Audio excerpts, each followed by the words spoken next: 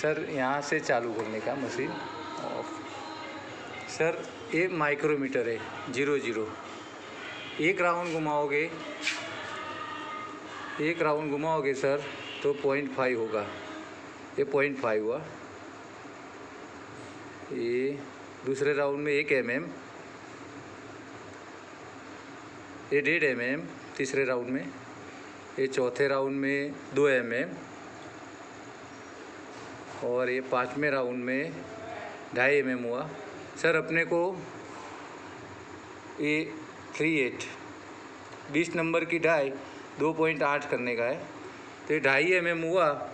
तो 1 2 और ये 3 यानी 2.8 हो गया सर। ओके 20 नंबर की डाई हो जाएगा। और ये 20 नंबर की डाई साहब, 20 नंबर की डाई। और सर ये पाइप डाल लेगा।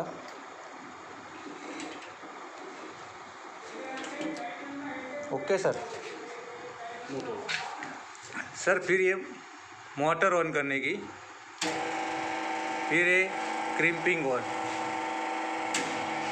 और सर देखो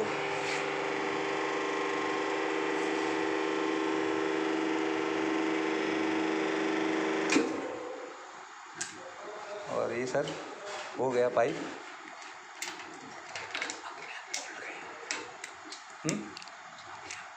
अपने आप खुल गया साहब, फुल ऑटोमेटिक सिस्टम है साहब।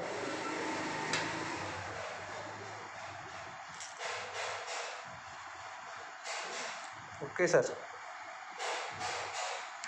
ऐसे पाइप में